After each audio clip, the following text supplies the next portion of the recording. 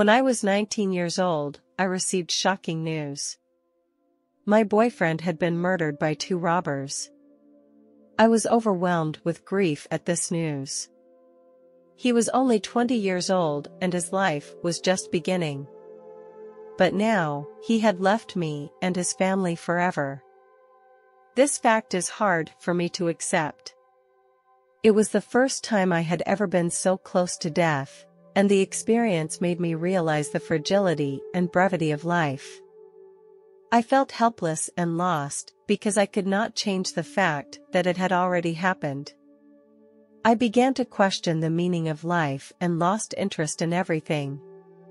Why go to school? Why work? Why get married? These questions plagued me. In the shadow of death, life seemed to become meaningless. I tried to seek help from my teachers and the pastor of my church, but no one could give me satisfactory answers. My mood became more and more depressed, and eventually I fell into a severe depression. In this situation, I turned to my parents for help. They took me to see a psychiatrist. The doctor prescribed some medication for me, which I took for 2 weeks as instructed. My parents also often accompanied me on trips, which gradually helped me to get rid of my psychological distress. For years later, a tragedy happened to me again. My best friend from high school died in a traffic accident. We had many good times together, and we shared many important moments. He was a very important person to me. We had made many wonderful promises, but now he is gone from me forever. After this, I felt intense loneliness and pain. My parents' relationship had also become increasingly strained and they were considering divorce, which made me even more depressed and helpless. I felt abandoned and that no one could understand my pain and grief. I tried to find support and comfort, but it seemed like no one could really understand my inner world. I fell into a state of despair and felt like my whole world was falling apart. I decided to write a letter to my parents to express my disappointment and dissatisfaction with them.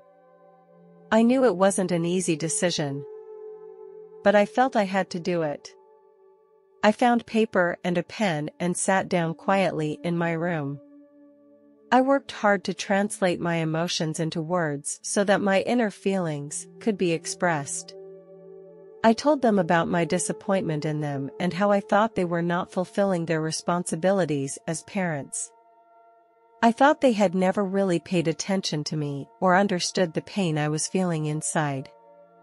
I told them that I wanted to cut off contact with them.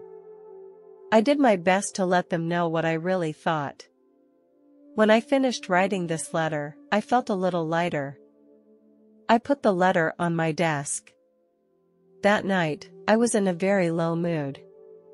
My friend wanted to help me get rid of this mood, so he invited me to a bar to relax.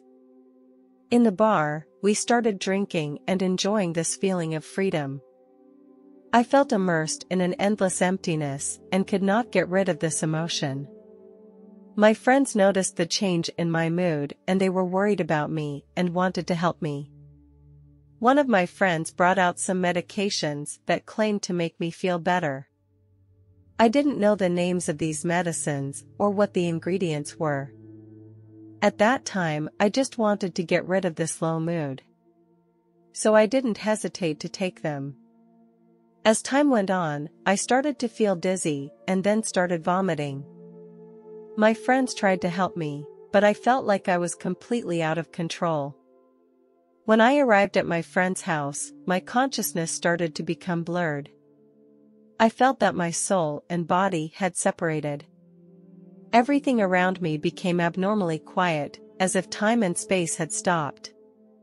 This feeling was very bizarre and made me feel frightened and uneasy. I didn't know where I was or how to get back to the real world.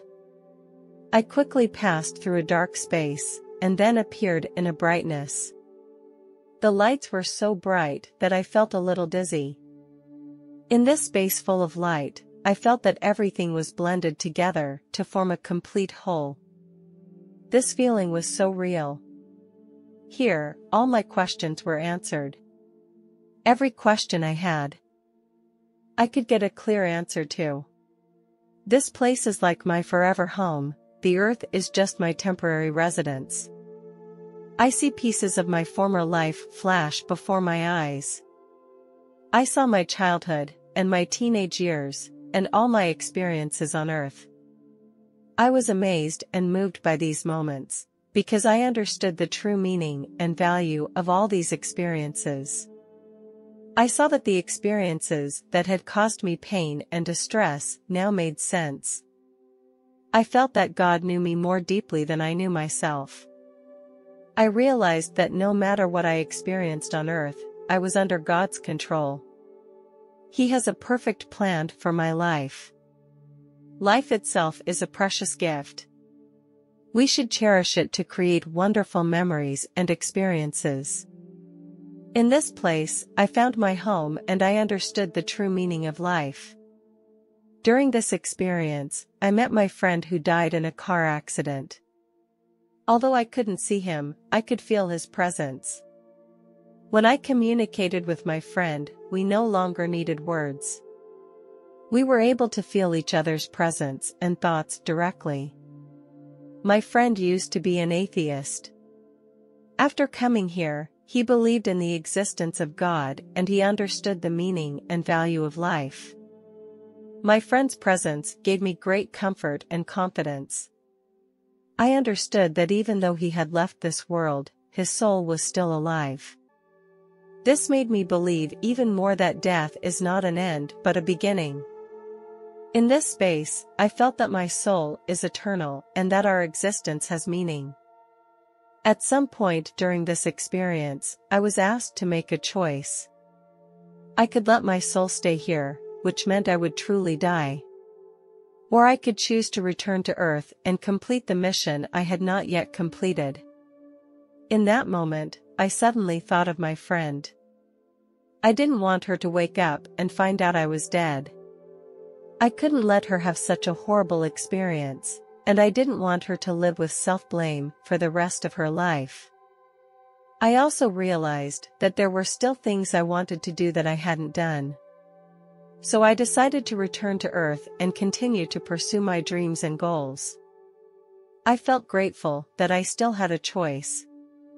When I decided to return to Earth, I felt myself gradually detaching from that space. There was a force that was helping me to return to the real world. This force grew stronger and stronger, making me gradually aware of my body and my surroundings. I began to feel the weight of my body. I felt my breathing gradually increase and my heart began to beat faster. I heard the sound of a vehicle's horn. When I fully returned to the real world, I felt my body was full of energy. At one point, I heard a commanding voice which told me to get a drink of water immediately. So I grabbed the large bottle of water next to me and started drinking. About halfway through, I felt like my stomach was about to explode. I rushed to the bathroom and threw up a huge amount of liquid. I realized that I hadn't urinated or drunk water in a long time.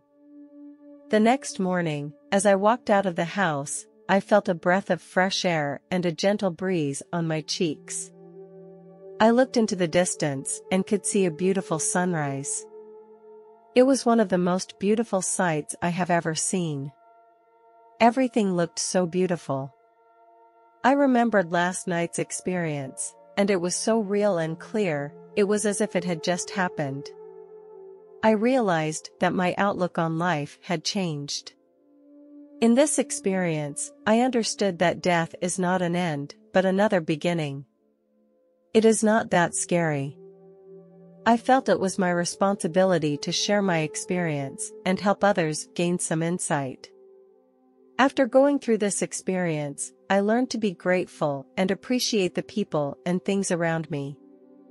I realized that life is a precious gift and we should cherish it. This experience also made me believe in the existence of God once and for all. For years later, my grandfather was diagnosed with lung cancer. The treatment did not yield significant results. The doctors told us that my grandfather's time was running out. During that time, I was at home with him. I could feel his fear of death and his reluctance to let go of his family. He would often tell me about his fears for the future, even though I knew that his departure was inevitable. I wanted him to have an easy time. I sat by his bedside and gently grabbed his hand. I told him that I had been through a death experience. I believe there really is life after death, and it is better than we can imagine.